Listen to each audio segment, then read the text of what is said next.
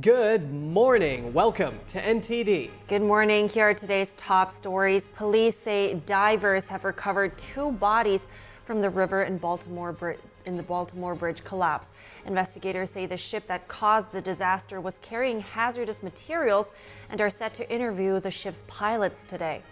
We take you to Florida, a legal truce involving Disney and a law defending against a so-called squatters scam. How big of a win is this for Governor DeSantis, and are property rights protected? Former President Trump in New York today to attend the wake of a slain NYPD officer, and President Biden also in the city for a high-profile fundraiser with former Presidents Barack Obama and Bill Clinton. Commuters driving into Manhattan are set to get hit with some hefty fees. More on the MTA's new congestion tolls and who will be affected.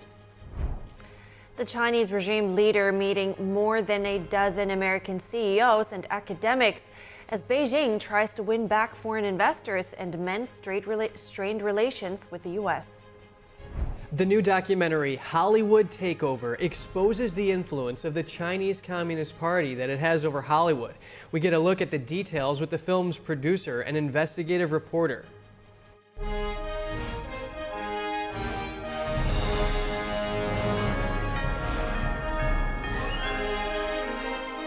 This is NTD Good Morning.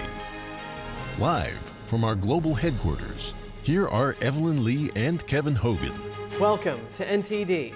Good morning. Today is Thursday, March 28th. Yeah, now investigators are considering whether it was dirty fuel that caused the cargo ship to lose power. Right, that's just the beginning of the investigation now, and also the top of our news today.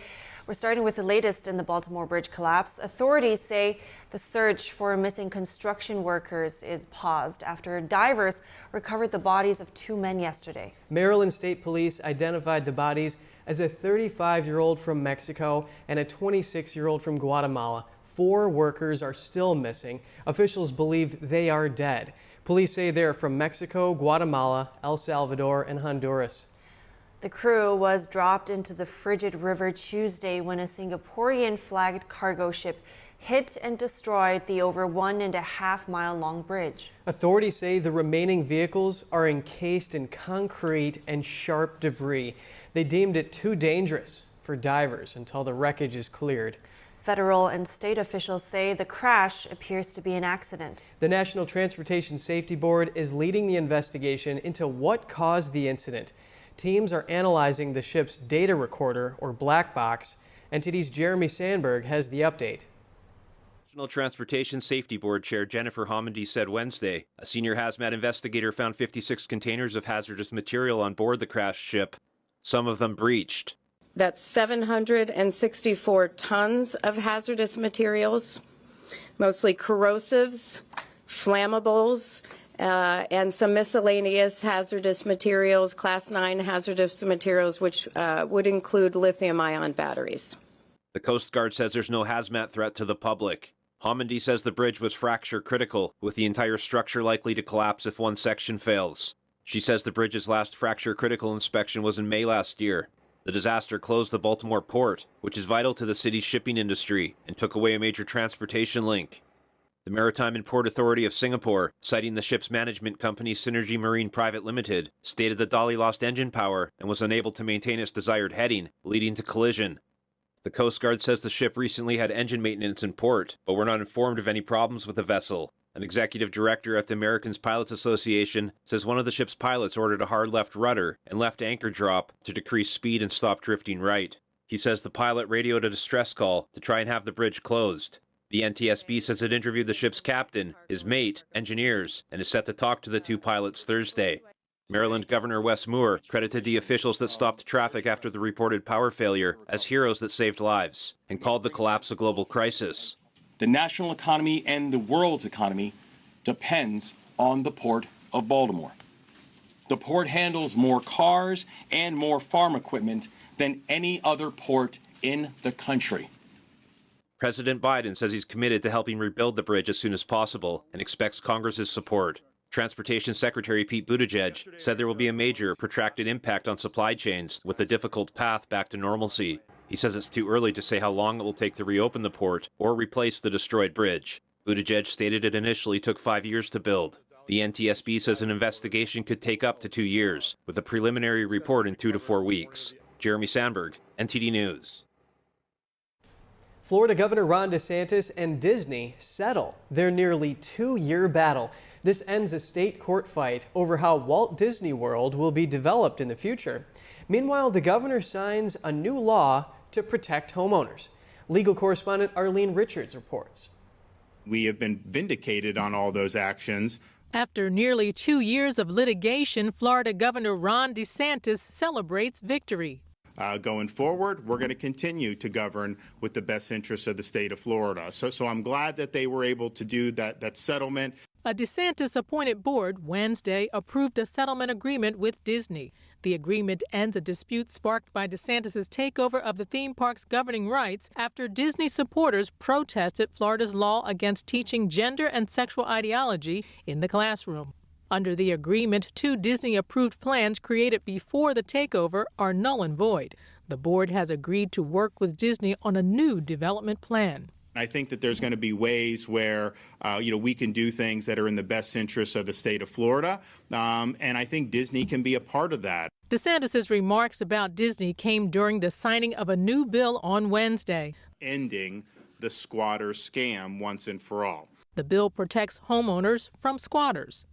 The new law comes after a national surge of squatters have been taking over homes. The governor pointed to squatter incidents in New York. Just a few days ago, 2 squatters in New York City allegedly murdered the property owner when she confronted them for being in her apartment illegally. In fact, we even have illegal aliens taking to social media, instructing other foreigners how to come into this country and commandeer property.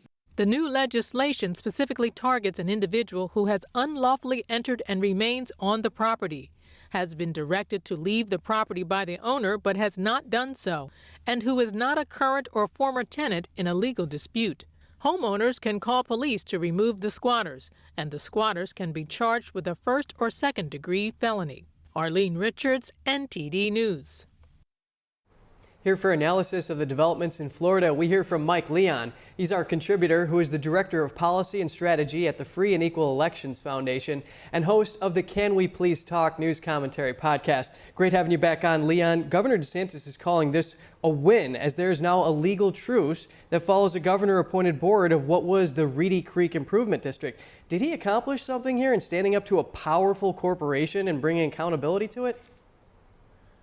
Hey, Kevin, good morning. Good to see you first and foremost. This settlement is making shockwaves down here in the state. And obviously, all of this during DeSantis's run as president, as short as it was at the center of this, him fighting against the Disney Corporation. And, again, people down here in the state were very opposed to it just because of what Disney's impact is to the economy here, right? There's 263,000 jobs that are created down here in the state of Florida, thanks to Disney, 82,000 or so employees in the state. And so, the battles that were going back and forth, I'm glad to see that it got resolved. And I think all of it was a little bit, I think the governor would admit, a little bit of political posturing, but I do think that he was able to accomplish something, and they were able to keep now Disney not only in the state, but also creating more jobs. As mentioned there in that package, there's going to be some more jobs that are going to be created off of this because they're going to build some more land development that the theme park is going to use to continue to compete with Universal over there in Central Florida.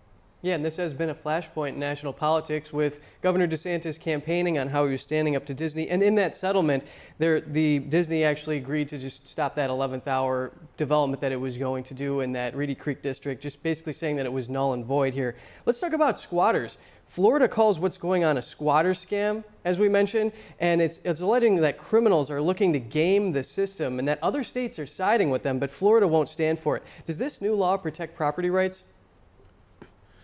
Well, I'm glad. Let me tell you something. I'll give DeSantis a lot of credit here for this, because this HB 621 bill is something that we should all be on the side of, because there's no reason that squatters should have any rights in any state. We've seen some instances, and the governor kind of alluded to it in his press conference yesterday, of some of the things that have happened in New York. There was a recent woman that was killed at age 52, that she was going to set up the apartment for a family friend to live in, and she ended up getting killed by squatters who were living there illegally. So this bill, again, at the core of it, it's not about, landlord-tenant dispute or tenants that have lived there or have left stuff there in the property.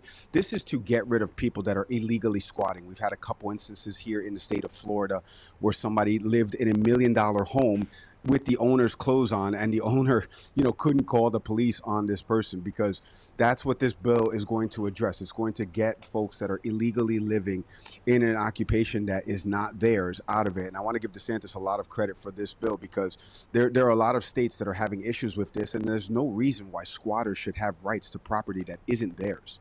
Yeah, and we've seen this play out in Flushing, Queens, in New York City. This is something that a homeowner came and got arrested after an altercation with the tenants, the quote-unquote tenants who were there, and she was concerned they were stealing her home, because they were going to be there for about 30 days, but you can't steal it or allegedly do so until you've been there for at least a few years, according to state law. Does this Florida squatters law carry any unforeseen risks? Well, I don't see any right now, as the bill has been introduced and signed into law, like I said. And, back to that New York story, just real quick for a second, Kevin. The issue with that story was, thankfully, cameras were rolling on that, and they were able to film this woman calling the police, getting locksmiths to change it. And then when the cops came, they ended up arresting the homeowner. And so this law is putting into effect, just based off that example that you gave right there in the local ABC7 affiliate that was covering it. This law will protect that homeowner to be able to get the sheriff involved and remove that person off, because she had documentation proving that this was her apartment and that they had no contract with the landlord, and they weren't able to prove that they lived there for years. So I don't see any foreseen risk right now. According to Florida law, this has been overwhelmingly supported. There's a majority of Republicans in the legislature that have supported this, and Democrats as well too here in the state. So I don't see any unforeseen risk right now with the bill. Our contributor Mike Leon at the Free and Equal Elections Foundation, thank you. Thanks, Kevin. And in a switch of topic, as they gear up for a November face-off, President Biden and former President Trump are set to visit New York City today. Biden will attend a fundraiser with former Presidents Obama and Clinton. Trump is set to attend a wake for a slain NYPD officer, Jonathan Diller. Here's more. Trump has made support for law enforcement a focal point of his campaign against Biden in November's election. Polls indicate that the contest will be close.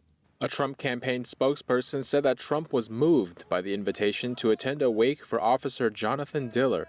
Diller was a 3-year veteran of the force. He was fatally shot during a traffic stop on Monday in Queens. Trump often portrays crime as out of control at his campaign rallies. Last year, he warned that America was becoming a lawless, open borders, crime-ridden, filthy communist nightmare.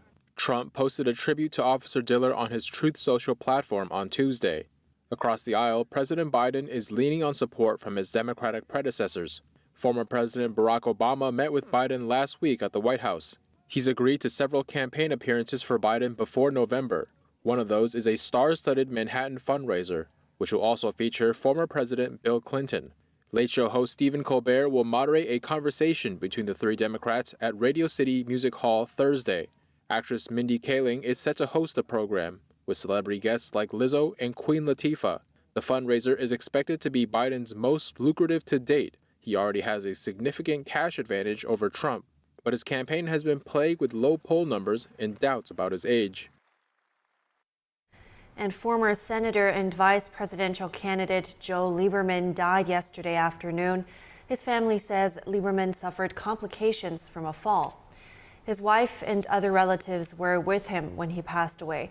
The Connecticut native was elected to his home state Senate in 1970. 18 years later, he became the first Orthodox Jewish person to be elected to the U.S. Senate. In 2000, then Vice President Al Gore chose Lieberman as a running mate in his race for the White House, which they lost to George W. Bush and Dick Cheney. Lieberman was a longtime Democrat, but he switched to the Independent Party in 2006. He remained there until he stepped down from the Senate in 2013.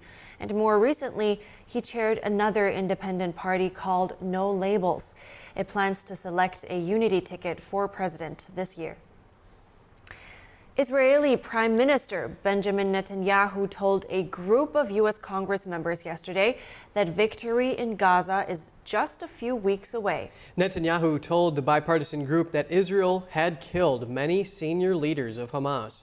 The Prime Minister said Israel has taken down number 3 and 4 in Hamas and will get number 2 and number 1. Netanyahu also discussed Rafah, saying Israel had no choice but to move into the city and that Israel's very existence is on the line. Israel has also asked the White House to reschedule a high-level meeting on military plans for Rafah. The move was an apparent bid to ease tensions between the two allies. Netanyahu abruptly called off a planned visit to Washington by a senior Israeli delegation on Monday. This after the U.S. allowed passage of a Gaza ceasefire resolution at the United Nations. Up next, 4 people in Rockford, Illinois are dead after a home invasion stabbing. 7 people were injured. Police have a suspect in custody. The collapse of the Baltimore Bridge has halted trade out of one of America's busiest ports. We take a look at some of the economic impacts this could have on a global scale.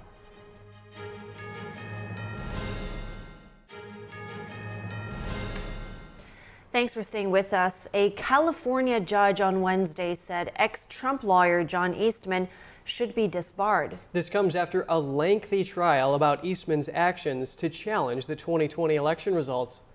Eastman stands accused in the Georgia criminal case alongside former President Trump.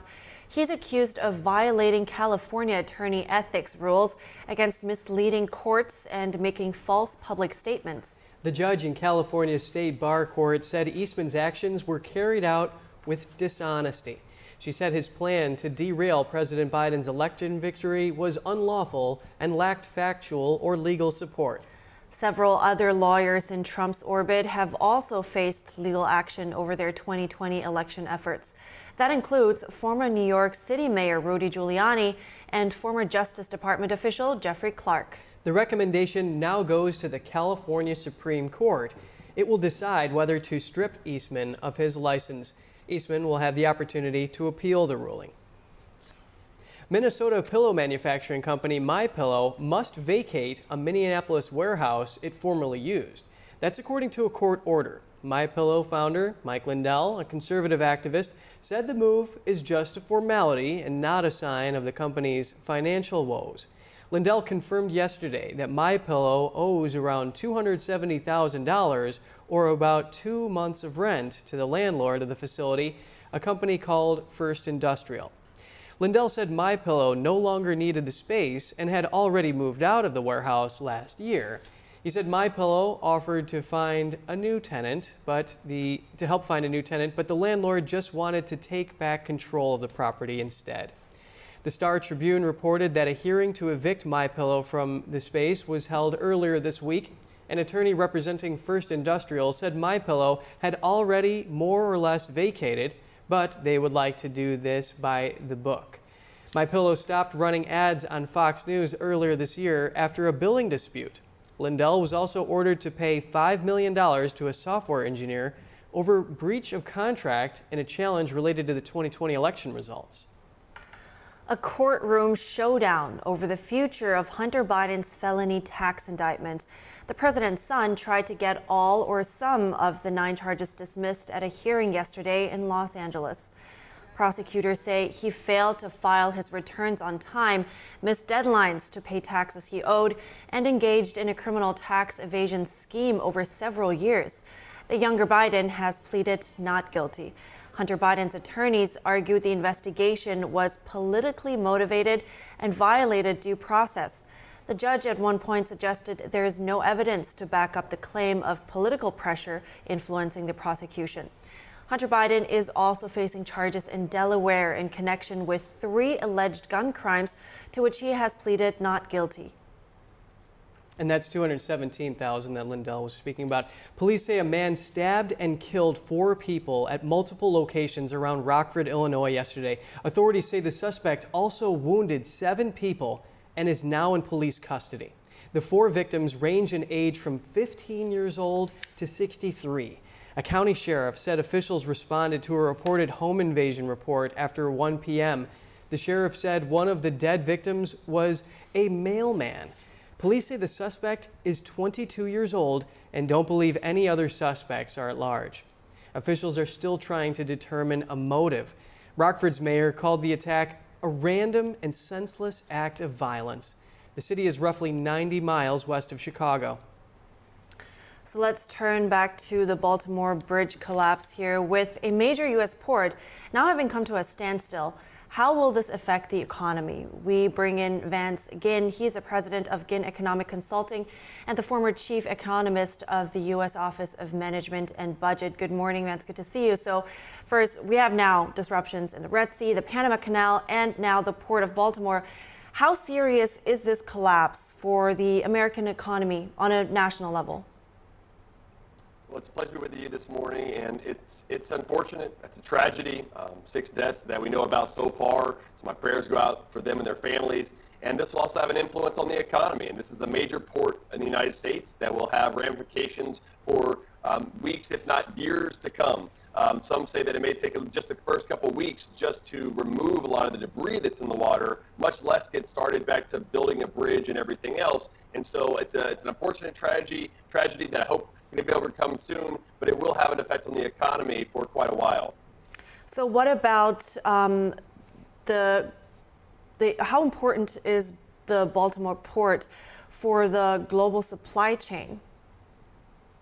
Well, it's really important. And as you mentioned, there are these other sort of constraints that are going on in other places, not just now in Baltimore, across the globe. So these are supply chain issues that we faced also during the pandemic with a lot of shutdowns. But this is something a little bit different because these directly are reflective of the ports and how much shipping can be done. And of course, there's a lot of cargo that are on a lot of these ships. Just on that one ship alone, there was a lot of cargo. And so if that is being delayed for weeks, if not months to come, what will that do? Now, my hope is that a lot of these logistical experts will find ways to get these resources and cargo to the places they need to be through trucks, trains, and other sort of logistics. But that is still going to take some time because even in the port there in Baltimore, they're stuck. I mean, a lot of these ships are stuck. A lot of the cargo is stuck for a while. So we'll see, but I think this will have an effect on the economy, at least for the short term, not necessarily for the long term, but this will have an effect.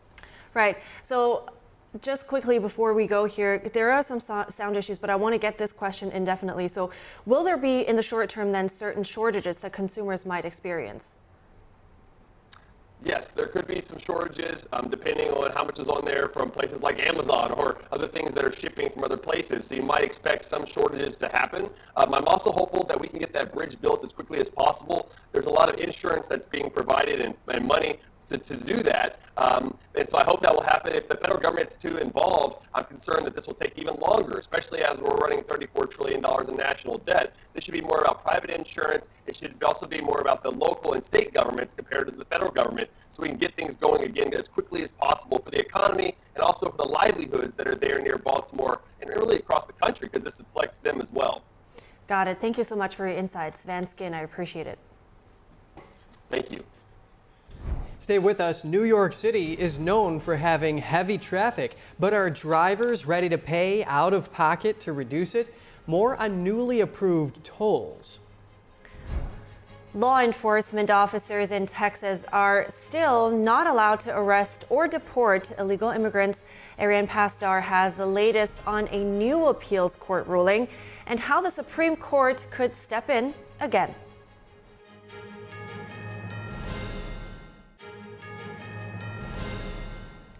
Good to have you back. Texas is still not allowed to arrest and deport illegal immigrants. A court now extending a pause on the state's controversial immigration law. NTD's Ariane Pastar has an update on the standoff between Texas Governor Greg Abbott and the Biden administration. Texas has been waiting for an appeals court to make a decision on its immigration law, known as Senate Bill 4. So in the meantime, the state asked the court to let the law take effect for now, as the case continues. But the court on Wednesday declined, instead extending a temporary hold. A judge in the case explained the ruling, saying immigration is not the job of individual states. She wrote, "The entry, admission and removal of non-citizens is exclusively a federal power." She also cited a 2012 Supreme Court ruling that invalidated a similar law in Arizona, saying that's why she doesn't think the law will ultimately take effect. And Texas Governor Greg Abbott recently commented on the Arizona argument while he was speaking at the Texas Public Policy Foundation. We found ways to try to craft that law to be consistent with the dissent that was wrote in that Arizona case by Justice Scalia. The appeals court on Wednesday was divided 2-1 in its ruling. The lone judge who voted in favor of Texas argues that the state is forever helpless to control immigration if the federal government doesn't tackle the issue. The appeals court will have another hearing next week. Texas could also ask the Supreme Court to allow the law to go into effect. Ariane Pastar, NTD News. And driving in Manhattan is about to get a lot more expensive. Yeah, driving into it on the tunnels or some of those bridges. The Metropolitan Transportation Authority Board approved the toll rates for the borough's congestion pricing program. NTD's Daniel Monahan has more on the plan, the first of its kind in the U.S. Starting in mid-June, New York City will charge a daily toll of $15 during the day for passenger vehicles driving in Manhattan south of 60th Street. It will charge up to $36 for larger trucks and buses. New York has more traffic than any place in the United States, and now we're doing something about it. The CEO of the Metropolitan Transportation Authority called it a huge day for the region. When I came in as the MTA chair, one of the things that we agreed upon is we were going to try to do the big stuff and the hard stuff. The plan still faces a number of legal challenges, including from the state of New Jersey. This local driver says no one can afford it. It's a lot of money. So if they want us to drive, I'm asthmatic. I don't want to be on a train. It's not healthy for me. So that's why I choose to drive. This food vendor who drives his cart into Midtown Manhattan every day says the new toll rates will put his business in danger. Now everything go up. Food goes up. Okay, lettuce, tomato, whatever I buy, everything go up. And people don't want to spend so much money. They want a good deal. The small business owner says the new rates are good for no one but the city. New York says more than 900,000 vehicles enter the Manhattan Central Business District daily, with travel speeds reduced to around 7 miles an hour. The city says the charge will cut traffic by 17% and improve air quality. Officials say it will also generate $1 to $1.5 billion a year. Passenger vehicle drivers who enter at night will pay $3.75, while motorcycle riders will pay up to $7.50 to enter the area. Drivers will only be charged once per day. Taxi users will pay a $1.25 surcharge, while Uber and Lyft users will pay $2.50 per trip in the congestion zone. Those fees are in addition to New York's $2.50 congestion charge for taxis and $2.75 for for-hire vehicles in place since 2019. Lower-income vehicle owners may qualify for 50% discounts for some trips or for New York State tax credits under the plan. New York City is set to follow London, which implemented a similar charge in 2003. Daniel Monahan, NTD News. Yeah, there's not many ways around it. I mean, that's the Queensboro Bridge, Williamsburg Bridge, Manhattan Bridge, the tunnels on the Jersey side. Yeah, I mean, it's going to be, well, the city says they take London as an example, for instance, and they say it worked there. Apparently in a couple of months, the traffic actually went down. So let's see. It all depends on how they implement it, I guess. But we'll see. Yeah, and what awaits us. Big controversies around this is that the former governor, Andrew Cuomo, he was the architect of this. He even backed off and said, no, this is not the right time because a pandemic hit. Right. All right. And this is the latest in the automotive industry that we're bringing you. The 124-year-old New York Auto Show is underway in New York City. NTD's Chris Beers was there talking with dealers and experts for an update. The New York Auto Show predates mass auto manufacturing itself. Founded in 1900, the show has played a pivotal role in both popularizing and advancing the auto industry. Let's take a look at some of the most recent models.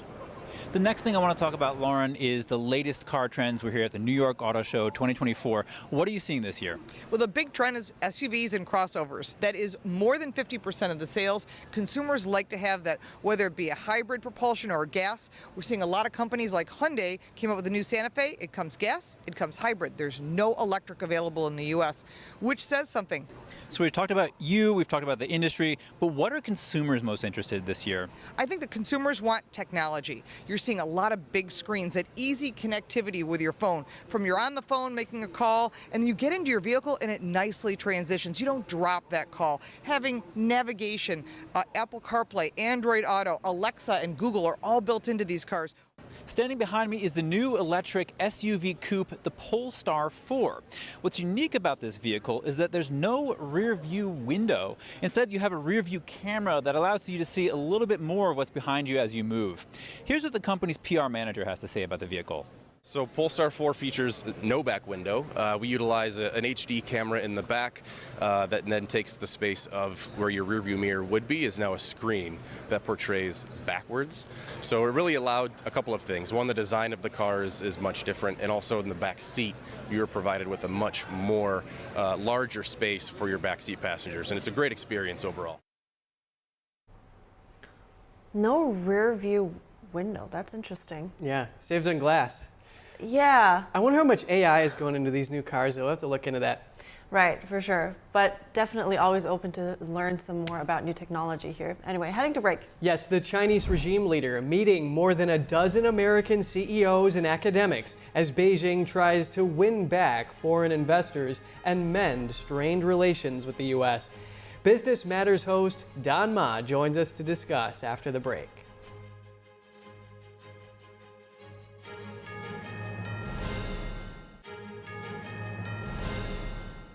Good to have you back, and we have NTD's Business Matters host Don Ma to give us the latest updates from the financial world. Don, let's talk about China.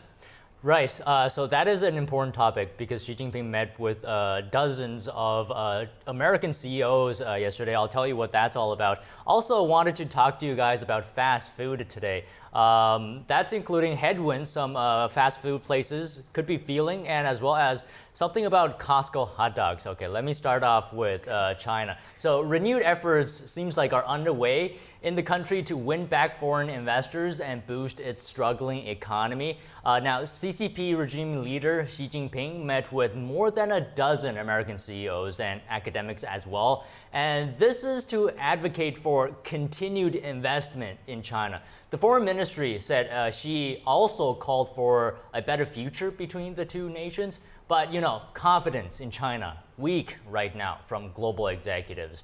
Foreign direct investment shrank nearly 20% in the first few months of the new year. Now, compared to a year ago, it's significantly lower, 20%. So businesses and investors are wary of regulatory crackdowns, of course, intensified national security laws, and we saw that with Hong Kong recently, and slowing growth as well. That's also a concern. Xi is attempting to boost the economy by shifting focus from its troubled real estate market to manufacturing, but experts, don't see manufacturing being able to close the gap with China's property investments, and other countries are also already on alert that China's industrial dominance could overflow the market with low-cost, high-tech exports. Right, and on that note, with this dominance, of course, it makes sense wanting to boost the economy. And Blackstone and Qualcomm CEOs, for instance, met with Xi. But on the political aspect here, we see China still pushing for expansion with the BRICS group, for instance, just in an attempt to really reshuffle that world order. So got to pay attention to that as well. And now, what are some of the troubles that fast food places are seeing that you mentioned just now? Right, so fast food chains are seeing a slim down in core customer bases. Let me explain what that means. So low-income diners are skipping the drive-through, it seems like, to find better deals here. Low-income customers actually make up a significant portion of the customer base for fast food companies. So it is important here that we're talking about this. But, you know, budget-conscious diners seems to be actually cutting back because of rising food prices. From 2021 to now, prices have spiked. And this is the fastest spike on record, actually. According to a poll, it found that a quarter of low-income customers were eating less fast food. And chains are unlikely to offer broad price cuts to win back these customers since sales have remained consistent overall. And let's talk about Taco Bell, for example, in Texas. They have been sort of doing well, but you know, over the broader aspect of this, it's still dragging compared to before. But you know, instead of slashing prices, analysts expect fast food chains to be selective and offer deals through specific channels, like for example, in their apps. Well, Don, if you remember back to 2016, McDonald's responded to a slowdown in sales by offering the deal called the McPick 2, 2 items for $2. So, but with all these fast food prices on the rise, why are Costco hot dogs still so cheap? Yes, so it seems like everything else has gone up, but Costco continues to hold the line on its hot dog and soda combo. The combo actually has stayed $1.50 since 1985, so decades now the price has not changed. The price has remained the same through the Great Recession, the housing crisis, the pandemic, and decades high inflation, weathered through all that. So if the price kept up with inflation, the combo would actually cost closer to $4.50. And experts are saying that Costco won't change the price because it's a loss leader. So that means it loses money on hot dogs to keep customer loyalty high and for its branding as well. So Costco's unique membership model also puts it in a good position to sell items at cost or even less sometimes. And Costco's hot dogs have continued to defy inflation, actually, which has considerably slowed since the peak in 2022. Now, last year, Costco sold $195 million worth of hot dog soda combos around the world. This might just be the biggest news today. And honestly, good to know that they get something out of it, too. I just want to mention there is a CPI inflation calculator, and $1.85 from 1985 would have been worth $5.34 today. Wow. So, yeah, we would have paid quite a bit more if that's the case. All right. Thank you so much. Host of Business Matters, Don Ma. Thank you. Thanks, Don. And Meta announced it will limit political content for users on Threads, Facebook, and Instagram from accounts that are not already followed. Let's learn more about how you can opt out and some likely reasons why this is happening. Andrew Salapak is a social media professor at the University of Florida. Here's what he told me. Well, it's pretty interesting because Meta essentially forced everybody into it. And you do basically have to go into your settings and adjust the settings to allow yourself to be able to see this content, but then limit it even more because with, say, Instagram, you actually have to go in and do it on your mobile device. You can't do it over your desktop. So to be able to change the setting to then see political content that you're not already following is additional steps. It's not where you can turn it on. Meta essentially turned it on for all of us. Who decides which social issues are, quote, political? And that's one of the things that's really unclear. I mean, Meta kind of put out this statement and it was very vague in terms of what it's going to mean. They talk about social issues, but we don't know what social issues Meta is going to determine to be political. It's going to be decided by one of who knows how many faceless people at this company. And it could mean that Meta could make a decision that a particular social issue is not political and people could be exposed to different ways of thinking, different, views of it, but another social issue could be determined to be political, and then you're not going to be seen, you're not going to be exposed to new ideas, new concepts, new ways to potentially even have your mind changed by being exposed to new information. And that's very concerning because essentially Meta is putting their thumb on the scale of what is an important social issue and what is a political social issue. Yeah, and Zuckerberg said he didn't want to be the arbiter of truth. And all of this is very important here, Andrew, because 16% of Americans, according to the Pew Research Center, get their news from Instagram regularly. How is less political content on these platforms, Threads, Facebook, Instagram, going to affect the national conversation? Well, it's not that 16% get their news regularly. It's that all Instagram news users are getting some news. So, I mean, I think we really need to expand that number out because there are people who are getting news and information on these platforms. And I think for looking at them making this decision just months ahead of, the presidential election, a lot of this is really kind of Meta doing what Meta does, which is, they've gotten in trouble going back to 2016, 2020, 2022, for misinformation, fake news. And they're really just trying to do these public displays of, hey, we're working on something, we're doing something. Please don't drag us in front of Congress again and make us have to apologize for the way we are impacting politics and we're impacting the American population. Yeah, that criticism of political bias visited Facebook there. Now, Andrew Solopak, social media professor at the University of Florida. Thank you. Thank you. Coming up, the new documentary Hollywood Takeover exposes the influence the Chinese Communist Party has over Hollywood. We get a look at the details with the film's producer and investigative reporter after the break.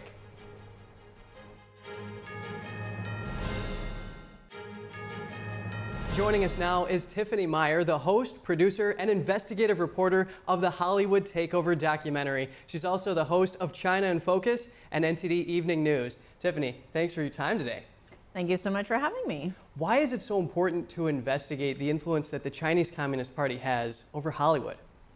I think this is what ties into everything. So many people talk about infiltration in government and say education, but it starts in culture because that's actually where the power is. So if we take a step back and look at the whole theme of when China infiltrated, it goes back to this soft power, if you will. People always talk about military might, right? It's like, oh, the two superpowers, who has the bigger military? But is that the real strength?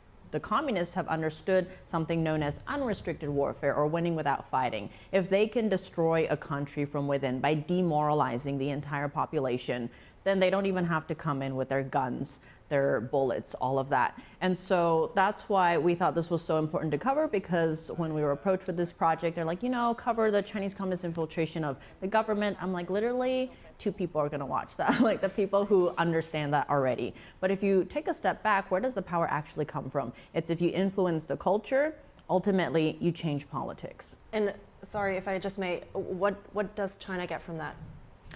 Power, leverage, all these different things. They use their massive markets, right? Everyone's like, ooh, China, 1.4 billion population, especially after China joined the World Trade Organization. This was all the markets were opening up. They're like, oh my gosh, most of the Americans are like, this is going to be great. We're going to give them a sense of free markets. They're going to become more democratic, more liberal. Instead, what we now see, because China doesn't play by the same rules, free markets are less free. And that's the same with all the arts. Like Hollywood went in being like freedom of the arts, but then instead now studios are self-censoring, all in that process of trying to get into that market, because it's not easy to get into that market. And instead in the process, we have Chris Fenton, a film executive in the film. He talks about how throughout this whole process, America gave up everything that it used to stand for. Hollywood was seen as a beacon of freedom or democracy, human rights. All of that has been covered up. And what do we think about now, especially as you head into the election season? You're like, oh, maybe this is fine. And then what people don't realize is it's actually impacting their own life now, right? We see TikTok in the headlines, fentanyl, the border crisis, with record numbers of Chinese nationals, especially single military-aged men coming over. And that's raising all sorts of national security alarm bells. But people don't realize a lot of this goes back to that soft power culture influence. So I also want to go in a little bit more detail about what you said about, you touched on soft power and the military power. Let's zoom out a bit and just look at how Hollywood fits into the overall strategy of China and what they're trying to achieve. Right, so I guess all of that is like, if you can influence the influencers, then you start influencing politics, and then you start reshaping everything. So in America, you're seeing that throughout the years. Right now, the army keeps struggling to recruit enough people because young Americans don't want to fight for this country. They're like, I'm not willing to die for this. And part of that is these years and decades of demoralizing content that comes out and shows America especially as something bad, as a bad country with a bad history. And then, meanwhile, it wants the Chinese Communist Party into the spotlight as the good powers, right? It's like anytime the Chinese Communist Party was supposed to be the villain, that didn't happen. So Red Dawn 2, it was originally supposed to be the Chinese communists invading America. That's not what the final one is. It's North Korea, to the point that even the characters in the film are like, North Korea? Why do they want to invade us, right? But and it's like, you're not seeing that. So you're having that come out where now when people talk about, say, the China threat, a lot of people are like, that doesn't matter. It's Russia that's the bad guy, because you've had so many years of films and the arts showing that, to the point that many people do believe what they see and when they're entertained. And you know, it sounds like, because everything that you just said, it really sounded like there's almost no way around in Hollywood actually having that foot inside the Chinese market if you want to make a movie. But you also said, I'm looking for something, a hopeful message here. You said that the trend is changing. So would you say we are overall on a good way to just turn the tide around in the US? I think you could, if enough people come out and again vote with their dollars for what they want to see. I think you are seeing those independent studios who are telling the stories they want to without outside influence, the traditional stories that they wanted to tell, and people resonate with that to the point where now they're getting enough funding to continue doing that. And then meanwhile, the studios who are trying to basically instill certain talking points or ideologies or perceptions of the world, they're not doing that well. So I think you are still seeing that. So if enough people come out and vote with their dollars, potentially you could see a shift, right, in the demand and the market. Well, thank you so much. What an in-depth and extensive look, eye-opening look, I shall say, into this topic. I really appreciate it. And as for us, while we let that sink in, we will head to a quick break, but we'll be back with more, so stay with us.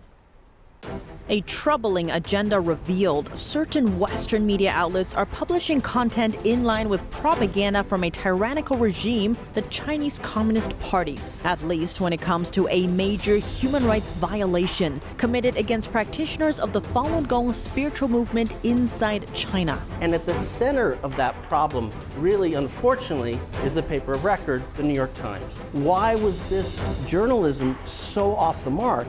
And so here was the leadership of the New York Times meeting with the leadership of the largest tyrannical communist regime on earth. Watch our exclusive interview with Levi Browdy, Executive Director of the Falun Dafa Information Center, this Saturday on NTD 11 a.m. Eastern Time. Good morning. Welcome to NTD. Good morning. Here are our top stories. Police say divers have recovered 2 bodies from the river in the Baltimore bridge collapse. Investigators say the ship that caused the disaster was carrying hazardous materials and are set to interview the ship's pilots today. Former President Trump in New York today to attend the wake of a slain NYPD officer, and President Biden also in the city for a high-profile fundraiser with former presidents Barack Obama and Bill Clinton. In Florida, a legal truce involving Disney and a law defending against a so-called squatter scam. How big of a win is this for Governor DeSantis, and are property rights protected? Commuters driving into Manhattan are set to get hit with some hefty fees. More on the MTA's new congestion tolls and who will be affected. Hundreds of baseball fans line up at a Los Angeles restaurant for a chance to meet the Dodgers shortstop Mookie Betts. As Easter approaches, chocolatiers are struggling with high cocoa prices, but one century-old Swiss chocolate shop has tradition on its side to keep sales brisk.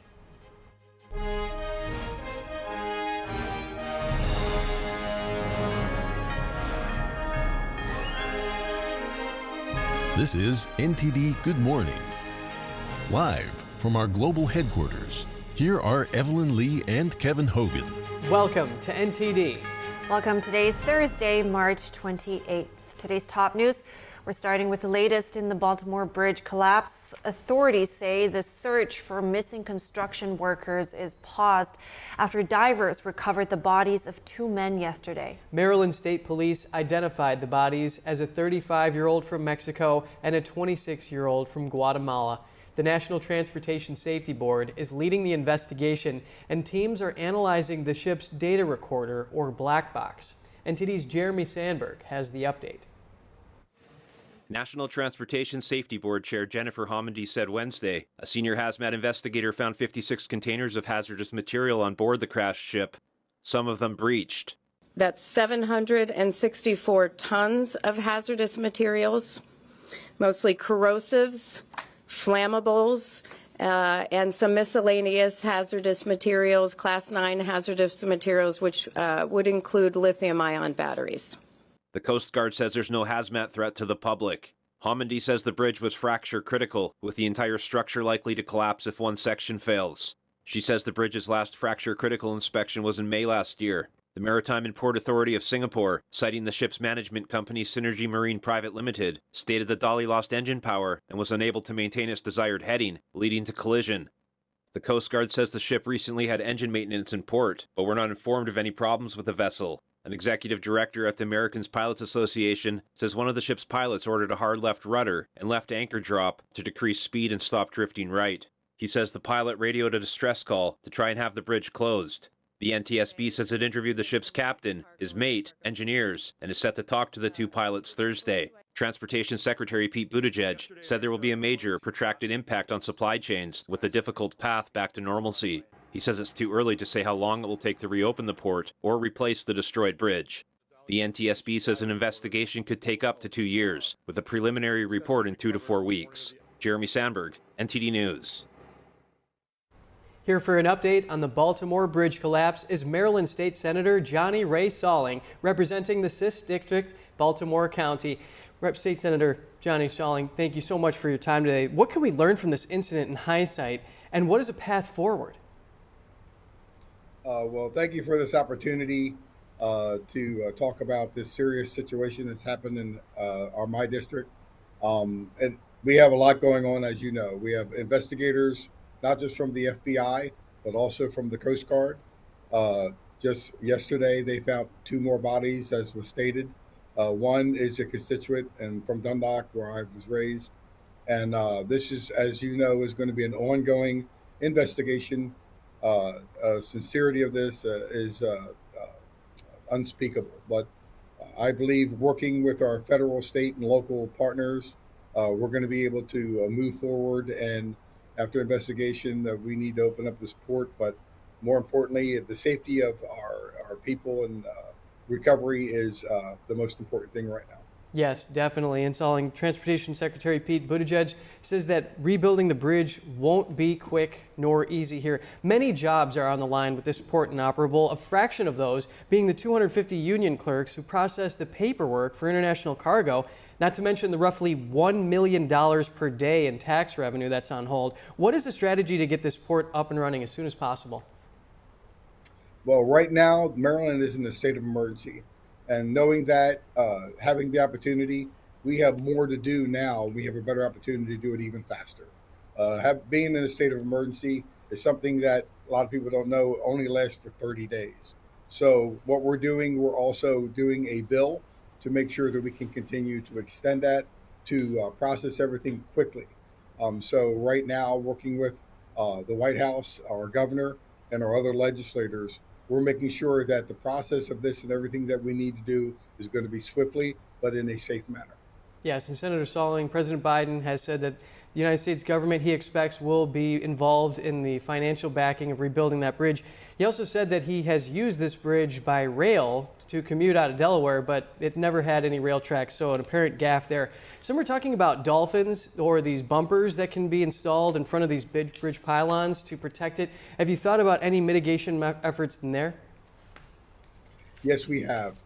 I believe moving forward and knowing this situation that has happened, we need to plan in a wise manner and doing it more safely. I know that the way that they have built other bridges, they have put protections around it to make sure maybe something like this doesn't happen.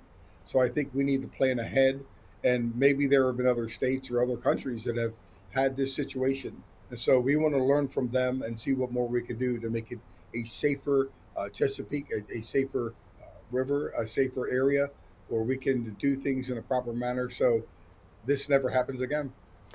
And this is, of course, having global impact, and even on a more local level, there must be such a damage to the infrastructure here, obviously the traffic situation. Can you tell us more about what's being done to reroute? Yes, what we're doing, we're making sure that everybody and anybody that goes across the bridge or works at the Port of Baltimore, and also there's other places like Trade Point Atlantic, the Bethlehem Steel Plant. The port has over 15,000 employees. Trade Point Atlantic has over 13,000 employees. So we're rerouting them to the Harbor Tunnel or the Fort McHenry Tunnel. There's a route that goes around 695 the opposite way. So we do have other routes and other ways where people can get to work. I remember I just wanted to get back to you stating about the workers. We want to make sure that we can move everything out of the way so we can open up that area. We're a deep port, and we're the deep port in the East Coast that we can do the Panamax ships. So we want to make sure that we can open up that area because it's important that the workers that we do have here, the skilled workers and the labor, that we can get this taken care of and open up this area. And we just have a few seconds here, Senator Salling. Is there any way that there can be some appropriations given to these workers? Because, I mean, they have car payments, they have kids, they have mortgages. That's something that we are looking into. Right now, we just are going to present an emergency bill. And the emergency bill is going to do a few things. It's going to help our governor and working with him to continue to extend the state of emergency. But we're also looking at finding ways where we can have funds for those that do work down in that area, whether it's the port or even Trade Point. And I believe Trade Point is an asset for the port because they work together. And they do have an area where they can bring in ships. Ro-Ro, they do more than anybody in the nation. So it's important. But we want to find ways where we can make sure that we can help our workers, help our families, so that they're not in a situation where the finances are a very serious burden. Everybody's budget is important. They have to pay their bills. They got to buy groceries. We have seniors. We have single moms with families. They're important to all of us. So we need to make sure that we have adequate funds to make sure we have those appropriations for them. Maryland State Senator Johnny Ray Salling, thank you for coming on the show. Thank you, sir, and God bless.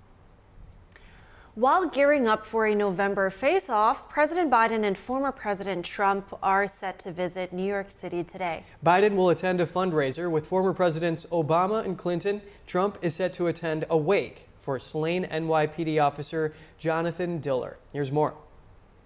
Trump has made support for law enforcement a focal point of his campaign against Biden in November's election. Polls indicate that the contest will be close. A Trump campaign spokesperson said that Trump was moved by the invitation to attend a wake for Officer Jonathan Diller.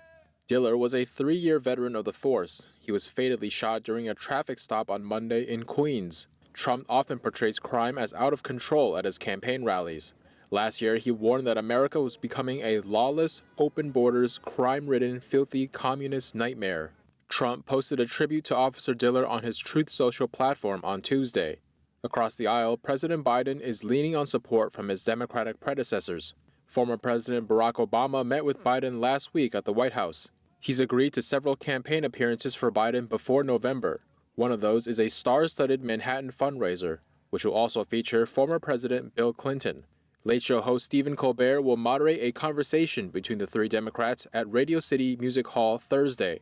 Actress Mindy Kaling is set to host the program, with celebrity guests like Lizzo and Queen Latifah. The fundraiser is expected to be Biden's most lucrative to date. He already has a significant cash advantage over Trump, but his campaign has been plagued with low poll numbers and doubts about his age. Former Senator and Vice Presidential candidate Joe Lieberman died yesterday afternoon.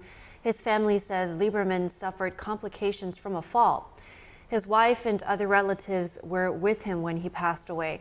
The Connecticut native was elected to his home state Senate in 1970. 18 years later, he became the first Orthodox Jewish person to be elected to the U.S. Senate. In 2000, then Vice President Al Gore chose Lieberman as a running mate in his race for the White House, which they lost to George W. Bush and Dick Cheney. Lieberman was a longtime Democrat, but he switched to the Independent Party in 2006. He remained there until he stepped down from the Senate in 2013. More recently, he chaired another independent party called No Labels. It plans to select a unity ticket for president this year. Florida Governor Ron DeSantis and Disney settle their nearly 2-year battle. This ends a state court fight over how Walt Disney World will be developed in the future. Earlier, I spoke to Mike Leon, an NTD contributor and the Director of Policy and Strategy at the Free and Equal Elections Foundation, for some analysis of the developments in Florida. This settlement is making shockwaves down here in the state, and obviously all of this during DeSantis's run as president, as short as it was at the center of this, him fighting against the Disney Corporation. And, again, people down here in the state were very opposed to it just because of what Disney's impact is to the economy here, right? There's 263,000 jobs that are created down here in the state of Florida, thanks to Disney, 82,000 or so employees in the state. And so, the battles that were going back and forth, I'm glad to see that it got resolved. And I think all of it was a little bit, I think the governor would admit, a little bit of political posturing, but I do think that he was able to accomplish something, and they were able to keep now Disney not only in the state, but also creating more jobs. As mentioned there in that package, there's going to be some more jobs that are going to be created off of this because they're going to build some more land development that the theme park is going to use to continue to compete with Universal over there in Central Florida. Coming up, New York City is known for having heavy traffic, but are drivers ready to pay hefty tolls to reduce it?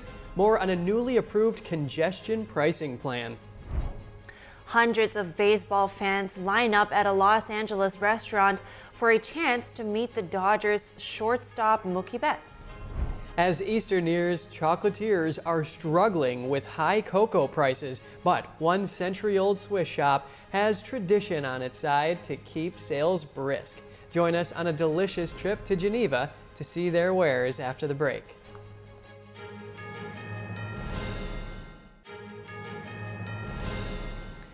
Good to have you back, especially to those people commuting to New York. Driving in Manhattan is about to get a lot more expensive. Yeah, from all sides, New York and New Jersey south of 60th Street. The Metropolitan Transportation Authority Board approved the toll rates for the borough's congestion pricing program.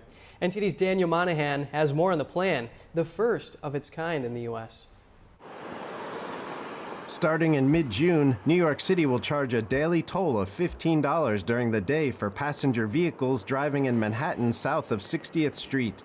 It will charge up to $36 for larger trucks and buses.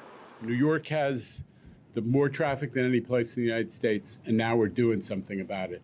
The CEO of the Metropolitan Transportation Authority called it a huge day for the region.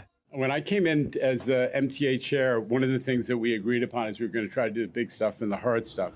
The plan still faces a number of legal challenges, including from the state of New Jersey. This local driver says no one can afford it.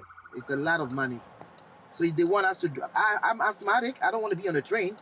It's not healthy for me. So that's why I choose to drive. This food vendor, who drives his cart into Midtown Manhattan every day, says the new toll rates will put his business in danger. Now everything go up. Food goes up.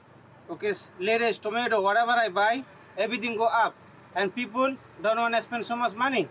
They want a good deal. The small business owner says the new rates are good for no one but the city. New York says more than 900,000 vehicles enter the Manhattan Central Business District daily, with travel speeds reduced to around 7 miles an hour. The city says the charge will cut traffic by 17% and improve air quality. Officials say it will also generate $1 to $1.5 billion a year. Passenger vehicle drivers who enter at night will pay $375, while motorcycle riders will pay up to $750 to enter the area. Drivers will only be charged once per day. Taxi users will pay a $1.25 surcharge, while Uber and Lyft users will pay $2.50 per trip in the congestion zone. Those fees are in addition to New York's $250 congestion charge for taxis and $275 for for-hire vehicles in place since 2019. Lower-income vehicle owners may qualify for 50% discounts for some trips or for New York State tax credits under the plan. New York City is set to follow London, which implemented a similar charge in 2003. Daniel Monahan, NTD News. Dodgers fans gathered at a restaurant in Southern California yesterday. They were not there for the food, though, but for a chance to meet one of the workers. Dodgers shortstop Mookie Betts was at a Raising Cane's restaurant in Alhambra serving hungry customers, and all for a good cause. Let's take a look. Crowds of people can be seen surrounding a Raising Cane's as they all line up to be served by MLB World Series champion Mookie Betts. Baseball fans came in droves when it was announced that he would be working a shift at the restaurant, mouths watering for chicken fingers and the chance to meet a baseball legend. In Alhambra, San Gabriel Valley, the MLB star took meal orders in a partnership charity event with the fast food chain. There, he met with an energetic crowd of fans, and we asked a few of them about their experience. Yeah, I got a glimpse of him coming out of his SUV, as well as on stage and just talking to the fans. Pretty cool experience to see him. It was kind of just, it was hot. It was a hot experience. It was an especially pleasing occasion for Dodger fans at the event as they expressed their enjoyment, being there not only as baseball lovers, but as a community. It felt like a family, honestly, because we're all have the same thing in common. So it's pretty cool to see everybody with Dodger fan gear and stuff, and it's just cool to get talk to people and once amongst each other, and just to get familiar with people. It's pretty cool.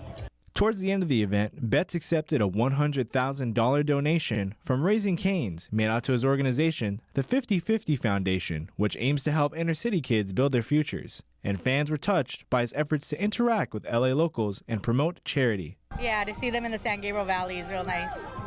Yeah, just to see him locally, knowing that he's just a couple minutes away, is kind of fun. It's pretty neat, like I said, just because you're a big star, it's good to give back and, to see your fans. We all love and support him and support the team. So it's pretty cool to see that, For those fans who weren't able to meet Betts at the event, they'll be able to see him playing against the St. Louis Cardinals on March 27th at Dodger Stadium. BJ Kang, NTD News, Los Angeles, Alhambra. Looks like a good time. Well, definitely. And it looks like it was a success, so great thing.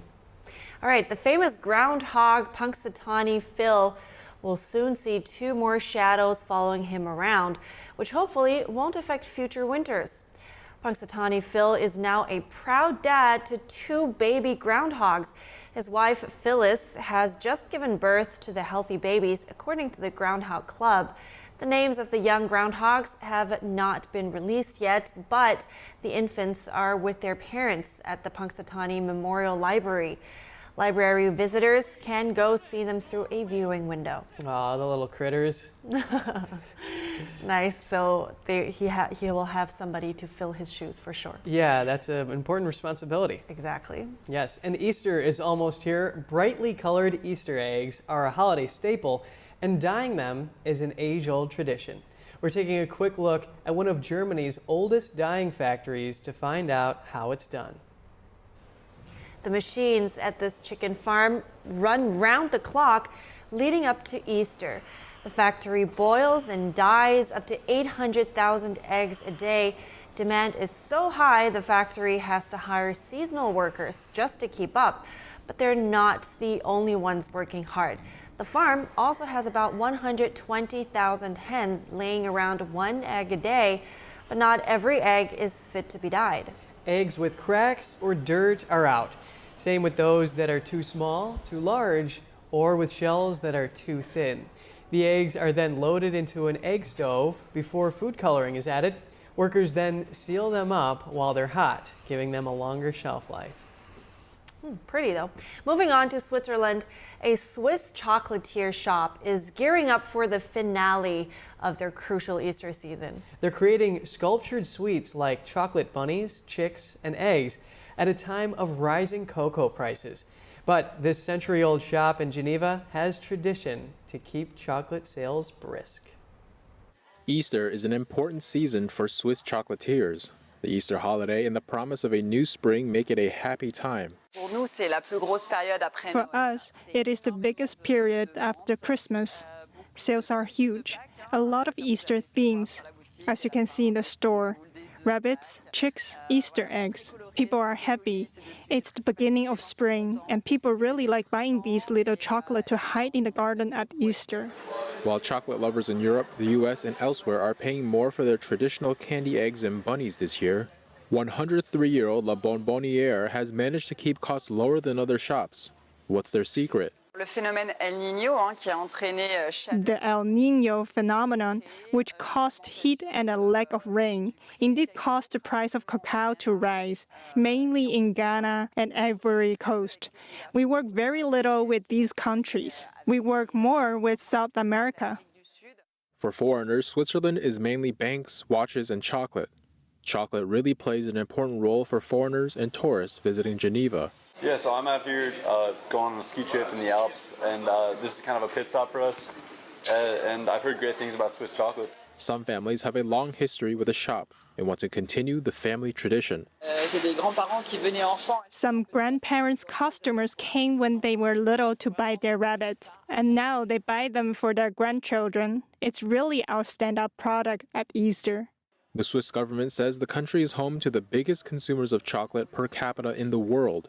They consumed over 24 pounds per person last year. That's a lot of detail. Yeah, right? It's beautiful. But also the best thing you can get as a kid, a chocolate bunny. Yeah, I know, and maybe hopefully some of those are filled with cream or something. Oh, yeah, very good. Anyway, it could make a kid's week with that. All right, we have to wrap up our show now, but be sure to stay tuned for NTD's News Today broadcast at 11 a.m. Eastern Time. That's coming up. And for around-the-clock original news coverage, visit us at ntd.com or download our NTD app. So thanks for watching. I'm Evelyn Lee. And I'm Kevin Hogan.